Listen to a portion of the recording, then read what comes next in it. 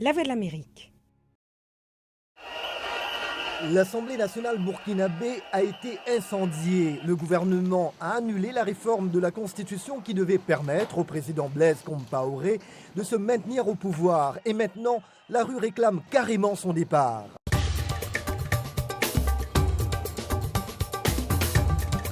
Washington Forum. Le Burkina Faso s'embrase, le gouvernement a été dissous, l'état d'urgence décrété, le régime Compaoré confronté au printemps burkinabé. Jacques Aristide dans la capitale américaine, Washington Forum, du jeudi 30 octobre 2014.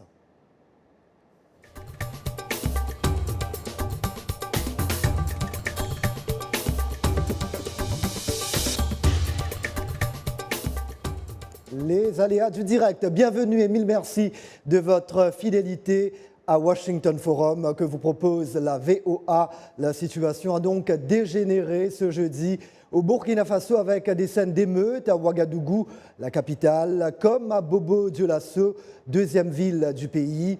Un bilan fait état d'un mort. La télé nationale a été saccagée. L'opposition affirme que l'armée est derrière le peuple. Les États-Unis se disent très inquiets par les remous qui ont lieu depuis le début de la semaine. Le chef de l'État burkinabé dit avoir compris le message. Le fil des événements avec Nicolas Pinault.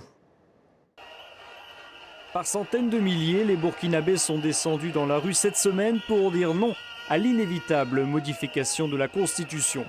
Une mobilisation record pour le Burkina, tant l'article 37 agite le pays depuis des mois. Et cette question, faut-il permettre à Blaise Compaoré de se représenter à la présidentielle de 2015 après 27 années au pouvoir? Pour l'opposition, la réponse est clairement non. Ça passe ou ça casse. Maintenant, c'est vraiment la patrie ou la mort. Nous avons compris que le changement, c'est maintenant ou jamais. Ce rassemblement et cette marche sont le dernier avertissement que nous lançons à Blaise Compaoré. Blaise Compaoré, ce militaire venu au pouvoir par les armes et par l'assassinat de Thomas Sankara en 1987. Jadis protégé du colonel Kadhafi, Blaise Compaoré est depuis 3 décennies un acteur incontournable des crises au Libéria, en Côte d'Ivoire ou plus récemment au Mali. Allié fidèle des Occidentaux, notamment dans la libération des otages, le facilitateur ne répond jamais sur le fond à ses détracteurs. Exemple à Washington dans cet entretien accordé à la Voix de l'Amérique. Ce qui est important dans la République, c'est que les libertés font que sur des questions d'intérêt national, on s'exprime dans la République sur des questions du genre. On peut en débattre librement, mais aussi il y a que la Constitution dispose que le président du Faso, par exemple, peut, sur une question d'intérêt national, proposer au peuple un référendum. C'est ce qui, bien sûr, fait débat. Voilà. Mais je pense qu'on ne sort pas du cadre de la République et de la démocratie. Depuis l'accession de la Haute-Volta à l'indépendance, le pays n'a jamais connu de transition politique pacifique. Beaucoup redoutent un nouveau coup d'État au Burkina Faso. Le pays déjà en ébullition peut-il basculer dans l'instabilité politique? Blaise Compaoré détient la réponse. Nicolas Pinault, Washington, la Voix de l'Amérique. Merci Nicolas. Compaoré qui détient la réponse. Alors il faut dire que l'Assemblée nationale burkinabé a été incendiée. Le gouvernement a annulé la réforme de la Constitution qui devait permettre au président Blaise Compaoré de se maintenir au pouvoir. Et maintenant, la rue réclame carrément son départ. Évidemment, on devait avoir des invités en direct du Burkina Faso, mais situation très difficile aujourd'hui. On va essayer quand même.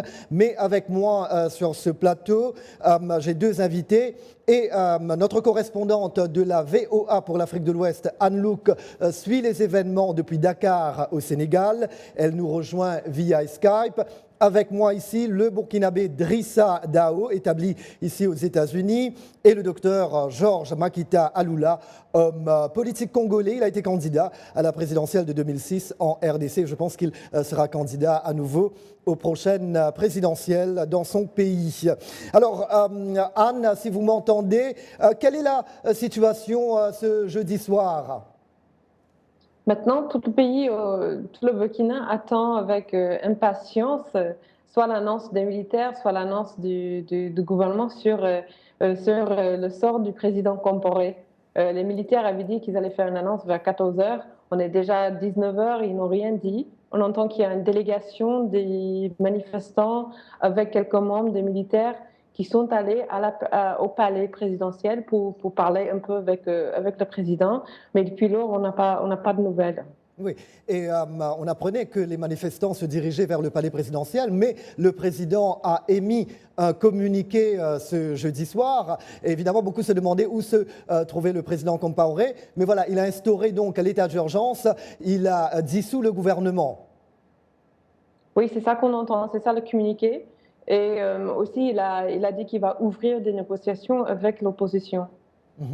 Voilà, discussion avec l'opposition. Et donc, évidemment, on attendait cette conférence de presse de l'armée. Mais Anne, est-ce qu'on sait, l'armée a-t-elle fait savoir quelque part ce qu'elle comptait faire pour amener l'ordre et la paix?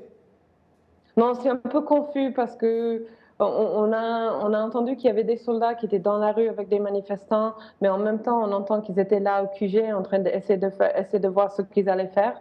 Alors c'est un peu confus toujours. Qu'est-ce qu'ils vont faire? Peut-être eux-mêmes, ils sont en train de décider. Mais dans la rue, il y a les politiciens de l'opposition et aussi des manifestants qui demandent que le président Compaoré démissionne et qu'on choisit un président, un leader d'intérim. Oui, et tout à l'heure, mon collègue Idriss Fall me disait que du côté de l'opposition, on n'accepte pas les décisions annoncées par Compaoré. Alors Anne, qu'est-ce qui a culminé aux événements auxquels nous assistons depuis mercredi? Oui, on a d'abord l'opposition politique qui a annoncé cette désobéissance civile qu'ils allaient mener dans la ville. Mais aussi, par exemple, aujourd'hui, dans les rues de Ouagadougou, ce qu'on a entendu avec les jeunes qu'on a interviewés, ce n'était pas la politique qui les a amenés dans la rue, c'était la frustration. Beaucoup nous ont parlé des problèmes dans le système d'éducation, le chômage, la cherté de la vie. En fait, c'est cette frustration générale avec le régime de Compaoré qui a amené beaucoup de monde dans la rue. Drissa, vous êtes burkinabé, vous êtes ici à Washington. Nous savons que l'heure est grave, n'est-ce pas, pour votre pays. Mais que faut-il faire maintenant pour amener l'ordre et la paix, du moins un retour à la normale? Bon, d'abord, je dois dire qu'en tant que burkinabé, je suis très triste de ce qui se passe dans mon pays d'origine. Et ensuite, dire que pour qu'il y ait réellement la paix aujourd'hui au Burkina Faso, il faut un homme neuf. Il faut quelqu'un qui soit neuf. Vous venez de le voir. De mon point de vue, le mouvement de contestation qu'on voit aujourd'hui, ce n'est pas une contestation liée à un homme politique. C'est juste que la société elle-même, aujourd'hui, la plupart des jeunes que vous voyez en ont marre. Donc, quelque part, vous faites l'écho un peu de l'opposition. Donc, il faut le départ de Compaoré? Si vous remarquez au cours de la journée les choses qui se sont passées, ce n'est pas les hommes politiques qui ont décidé, c'est la population qui décide. Quand vous allez, en tant qu'homme politique, vous décidez et vous sortez, vous dites, voilà ma décision, on vous dira, ce n'est pas ce que nous voulons. Allez-y leur dire, voilà ce que nous voulons. Donc, depuis 2 ans, vous avez vu comment les choses ont évolué. Il y a eu pas mal de discussions. S'il s'en tenait qu'aux hommes politiques, aujourd'hui, on aurait trouvé une solution politique. Mais la réalité sur le terrain, c'est que les choses ne changent pas. Les gens ne voient aucune amélioration dans leur situation. Vous prenez, on l'a déjà évoqué, le système éducatif, vous avez les questions sociales pour avoir un travail, vous avez un problème avec la justice. Alors, il y a pas mal de mots, on ne peut pas les énumérer ici, il y a pas mal de mots qui poussent aujourd'hui les gens à dire on a besoin de quelque chose de nouveau, quitte à nous en mordre les doigts. Oui, alors, certainement, on va revenir, on a encore pas mal de minutes. Docteur Aloula, en voulant s'accorder une nouvelle prolongation de pouvoir, Blaise Compaoré a-t-il lui-même à blâmer pour cette révolte contre lui? Totalement, parce que le seul problème qu'on a avec les leaders africains, c'est qu'ils ne tirent pas les leçons de ce qui se passe dans les autres pays.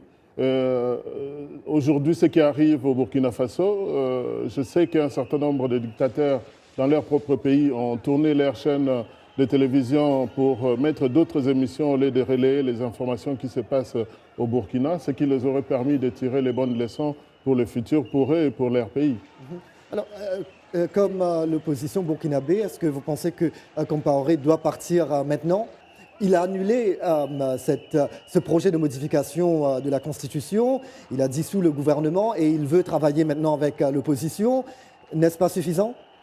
Je reste convaincu que si le président Blaise Compaoré annonce sa démission à la suite de ces événements, il en sortira beaucoup plus grand que s'il attendait de faire de nouvelles manœuvres pour rester encore au pouvoir. Ce ne serait pas un signe de faiblesse plutôt? Il ne s'agit pas d'une faiblesse. Tout le pays est dans la rue. On ne peut pas tolérer que les efforts de construction de ces parlements, le coût de tout ce que ça a coûté pour mettre ces infrastructures en place, doivent juste voler en l'air parce qu'il y a un homme qui a été à la tête de l'État pendant presque 3 décennies, n'a pas voulu bouger. Ce sont des exemples qui sont déplorables pour les générations futures qui doivent diriger l'Afrique. Il faut savoir partir à temps. Drissa, vous disiez que c'est le peuple burkinabé qui a parlé. Mais n'empêche, on a l'impression que l'opposition est en quête de pouvoir également, de pouvoir à tout prix. Quelle alternative propose-t-elle? Bien, comme je disais tantôt que le peuple a parlé, parce que moi, j'ai vécu au bas du peuple, on va dire comme ça. Alors, je sais ce qu'il faut amener. Oui, mais n'empêche, il y a le chef de file de l'opposition qui monte au créneau et qui, quelque part, voilà, si demain Compaoré part, est-ce que ce serait lui ou comment ça va se passer? Non, pas nécessairement lui. Ce qu'il nous faut ici, il faut un homme de consensus. Oui. Qu'il soit issu des mécanismes de la Constitution ou qu'il soit issu des mécanismes en dehors de la Constitution, nous avons besoin d'un homme de consensus pour que la paix revienne au Burkina Faso. Mais en ce moment, les conditions sont-elles réunies pour une alternance paisible, bénéfique pour le pays, voire pour la sous-région ouest-africaine? Moi, je pense qu'ils sont... Le Burkina, c'est un pays de paix. Le Burkina est un pays de paix. Je dis ceci.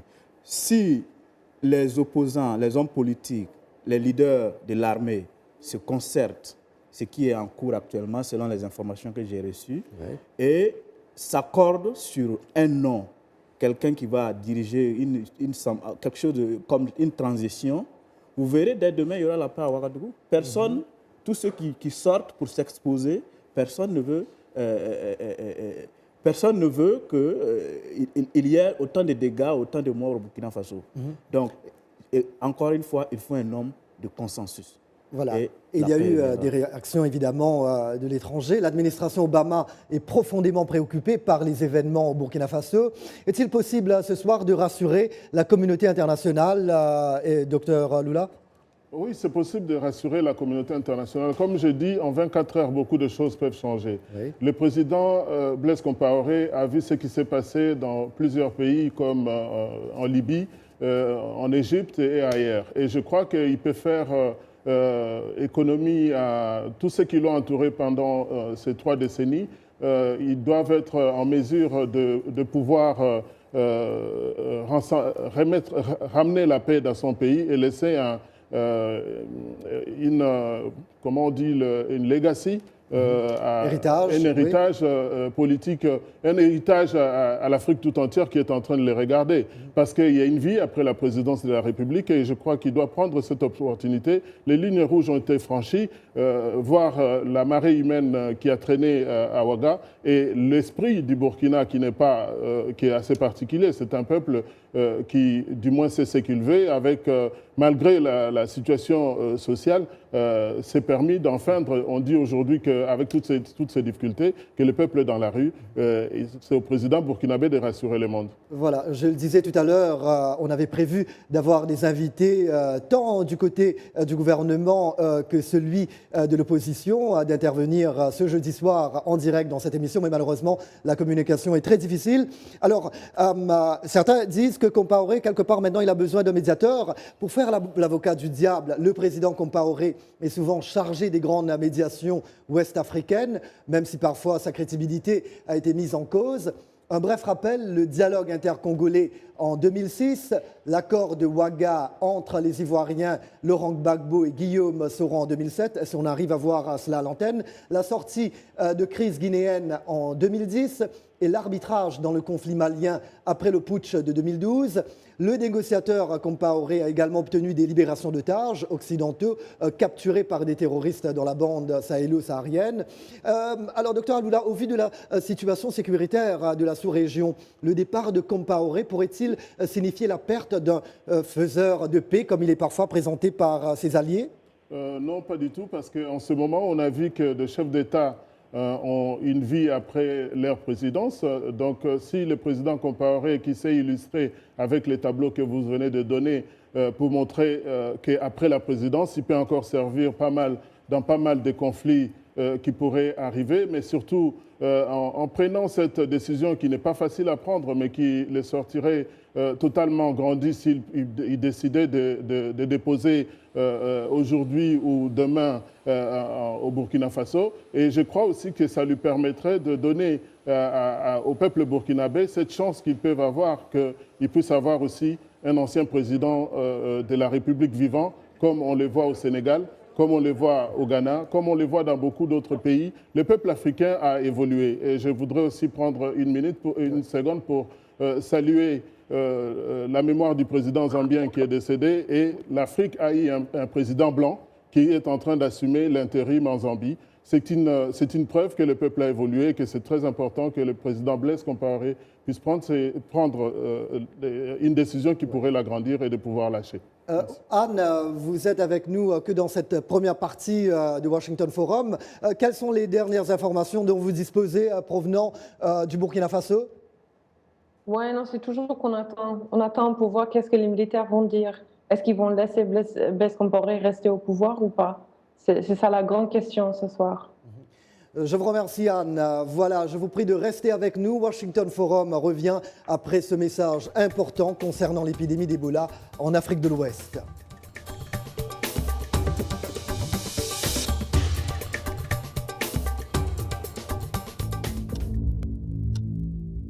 Ebola est une maladie très sérieuse, très grave et une maladie mortelle. C'est une maladie qui n'a pas été inventée par les Occidentaux, exterminer la population africaine. Nous avons toujours vécu avec les virus.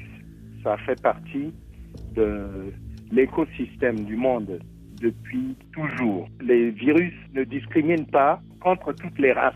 Donc, il faudrait absolument terrasser ce mythe. Les Occidentaux sont les premiers à se sacrifier, à mettre à la disposition du monde entier les ressources qu'il faut pour lutter contre les maladies. Il n'y a pas de vaccin contre l'Ebola. Il n'y a que la prévention.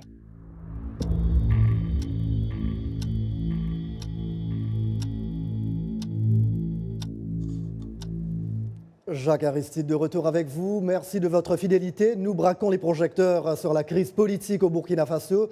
Nos invités avec moi sur ce plateau, j'ai Drissa Dao, qui est burkinabé établi ici aux États-Unis, et le docteur Georges Makita Alula, homme politique congolais. Merci d'être avec nous. Alors, évidemment, on va passer maintenant aux commentaires de notre page Facebook. On va commencer par Cédric Kabé de Lubumbashi.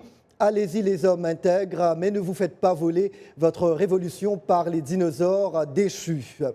Roland Zeba de Ouagadougou, ah oui, il vaut mieux que Compaoré quitte le pouvoir. Namia Bakou de Porto-Novo, j'espère que Compaoré ne dira pas qu'il dormait quand le peuple s'est révolté. Olivier Mwamba de Johannesburg, Joseph Kabila, Paul Kagame, Denis Sassou Nguesso, Idriss Déby, le printemps noir est arrivé. Vive les Burkinabés, une leçon à apprendre. Et je dois dire qu'on a reçu des centaines de commentaires et j'ai essayé de faire le tri pour au moins avoir un commentaire peut-être pour ou en faveur du gouvernement, mais malheureusement, on ne l'a pas vu. Alors, le bras de fer au Burkina Faso n'est pas que l'affaire des politiciens. Drissa le disait tout à l'heure, le ballet citoyen, un mouvement créé par deux artistes en 2013, donne également de la voix. Reportage.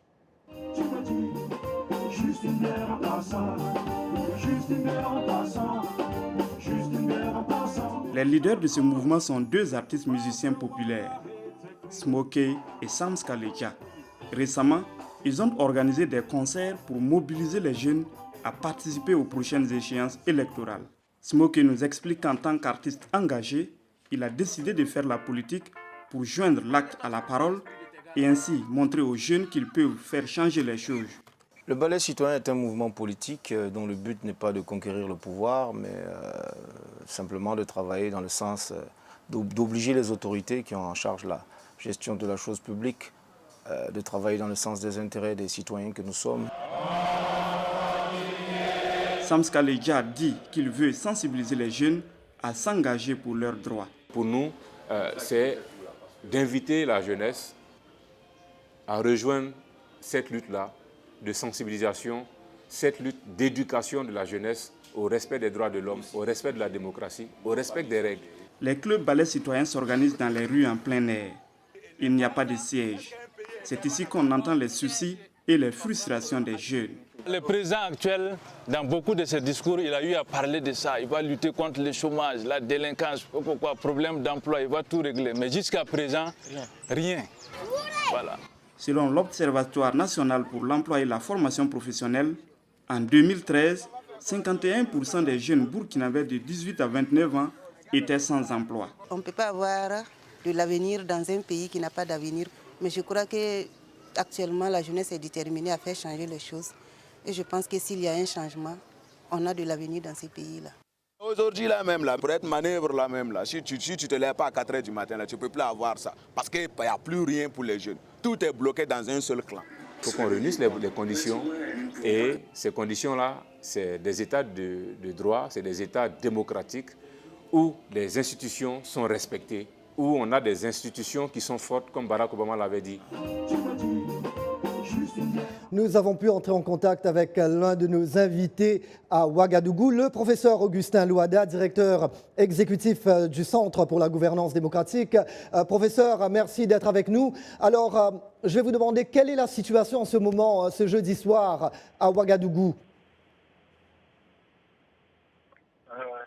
J'espère que vous allez m'entendre parce que les réseaux actuellement ne fonctionnent pas bien. Dans tous les cas, si vous m'entendez, je dirais que la situation est un peu confuse. La population attend les institutions du leadership. Les institutions ne viennent pas. On ne sait pas trop dans quelle direction le pays va en train de s'engager. Comme que les militaires et les sont en situation. Le président, que l'on croyait parti ou défait, fait de la résistance. Donc nous sommes actuellement dans l'expectative, d'autant plus qu'une partie de la population est encore debout, mobilisée et encore maintenu la pression jusqu'à la victoire finale, c'est-à-dire dans le président qui a montré ici qu'il était complètement coupé de son peuple. Oui, professeur, je vous entends, mais avec beaucoup de difficultés, évidemment. Je ne sais pas si vous m'entendez. Alors, le gouvernement, le président Compaoré a émis un communiqué. Il a dissous le gouvernement. Il a également, ce qu'il a fait, donc il a instauré l'état d'urgence. Quelles sont les réactions à Ouaga et peut-être ailleurs dans le pays? La réaction est négative du côté de la population parce que si vous aviez vu ces milliers de Burkinabés mobilisés ce matin, je ne crois pas que c'est pour obtenir les décisions que le président du Faso a pris tout à l'heure. Ce que les gens réclament, ce n'est rien d'autre que le départ du président Compaoré, parce que là, il n'est plus perçu comme un leader légitime aux yeux de ceux qui sont mobilisés ce matin. Et beaucoup de gens craignent d'ailleurs que s'il reprend la main, qu'il puisse dans la répression de tous ceux qui n'ont pas défendu son pouvoir et de tous ceux qui ont exprimé un puissant besoin de liberté, un puissant besoin de démocratie qu'il a refusé juste parce qu'il a eu plusieurs fois l'opportunité de lui-même les conditions de son départ conformément à la Constitution, mais il a cherché à obtenir ce mandat de fond et la population a dit non. Oui, professeur, puisque ce projet de modification constitutionnelle a été annulé, est-ce que cela ne va pas calmer la population maintenant? Non, je pense que la réaction l'action du gouvernement est venue trop tard. Il lui fallu retirer ce projet avant que la population ne se.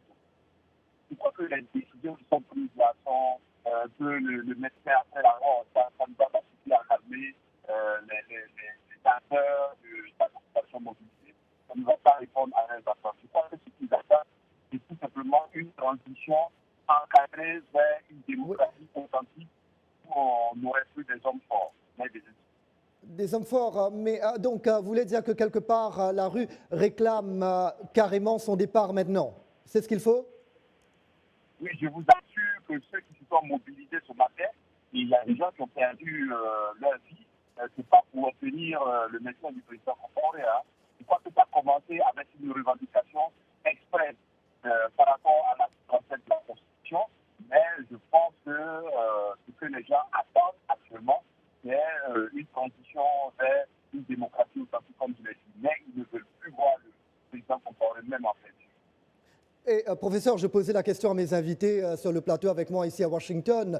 Est-ce que les conditions sont réunies pour une bonne alternance au Burkina Faso? On attend de voir ce qui va sortir de cette tractation. Mais ce que je peux observer, c'est que ces attentes, ces discussions interminables ont permis au président de reprendre un peu du poids de la bête. Et nous sommes en train de nous demander est-ce que cela ne participe pas justement du stratagème de ruse pour pouvoir justement lui donner le temps de reprendre les choses en main. Parce que depuis ce matin, il y a des concertations, mais on n'entend toujours pas de fumée blanche. Oui. Et très rapidement, professeur, parce que maintenant le temps passe très vite. Quand l'opposition dit que l'armée est derrière le peuple, qu'est-ce que cela veut dire? Parce qu'à un moment, il y a des gens qui parlaient de coup d'État. Ou de tentative ou d'éventuelle. Oui, parce que déjà la tentative du président de rester au-delà de ses deux mandats a été qualifiée de coup d'État. Donc pour nous, les mots importent peu. Ce qui importe, c'est véritablement une transition, parce que le Burkina jusque-là n'a pas eu de transition. Il a eu l'occasion de le faire au début des années 90, mais le président Compaoré a fait l'économie de cette transition générale. Donc il faut que les Burkinabés discutent. Il pose les bases de réconciliation nationale, d'une justice véritable et d'une démocratie authentique à laquelle nous avons droit. Voilà, professeur, je vous remercie. Je sais que ça a été très difficile de pouvoir entrer en contact avec vous, mais c'est pourquoi j'ai voulu donc vous poser quelques questions avant qu'on termine l'émission. Mais quand même, je vais donner la parole aussi avant d'achever cette émission à nos invités très rapidement. Andrissa, qu'attendez-vous maintenant? Comme je l'ai dit au début, il faut le consensus autour d'une personne. Oui. Que ce soit en dehors des mécanismes de la Constitution ou à l'intérieur des mécanismes de la Constitution, quelqu'un qui peut faire l'unanimité pour que les gens retournent, le pays retourne dans la paix et que nous puissions avoir le Burkina que nous connaissons de par le passé. Et docteur Lula, évidemment, avec ce qui se passe au Burkina Faso, ça doit faire peur ailleurs, comme dans votre pays, en République démocratique du Congo. Et on sait aussi qu'il y a d'autres pays comme le Congo-Brazzaville, le Burundi, le Bénin, où les chefs d'État veulent trépatouiller la Constitution. Donc ça doit faire réfléchir ce soir. Ça doit beaucoup faire réfléchir. Et le problème, c'est que le gouvernant, ceux qui sont en place et qui tentent de changer les choses de cette manière, doivent savoir que le peuple est aussi en train de tirer la leçon de ce qui se passe à Ouaga. Donc les choses ne vont pas être nécessairement aller dans le sens de ce qu'ils prévoient. Voilà. Et je remercie mes collègues, par exemple Roger Muntu qui avait prévu un reportage, mais malheureusement ce soir tout a été chamboulé. Voilà, situation à suivre donc au Burkina Faso. Merci à nos invités de Ouagadougou, le professeur Augustin Loada, à Dakar, la correspondante de la VOA pour l'Afrique de l'Ouest, Anne Louk, dans la capitale américaine, le Burkinabé Drissa Dao et l'homme politique congolais Georges Aloula. Un petit clin d'œil à nos amis et confrères de BF1 TV à Ouaga. Et bien évidemment, merci à vous, chers amis fidèles de la VOA. Merci de nous avoir accueillis chez vous une fois encore cette semaine. C'était Jacques Aristide à Washington. Je vous dis à très bientôt. Take care.